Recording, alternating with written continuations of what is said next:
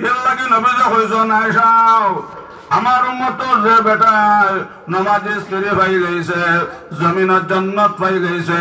আমার উম্মতর যে বেটায় বেহুদা বেটি পাই গেছে জমিনত দোজখ পাই গেছে আয়েশা সিদ্দিকা কইলা ইয়া রাসূলুল্লাহ এখন বেটাইন দেখালে জমিনত জান্নাত পাইতাম বেটিন দে জমিনত জান্নাত পাইতা নানি নবীজি কইলা আয়েশা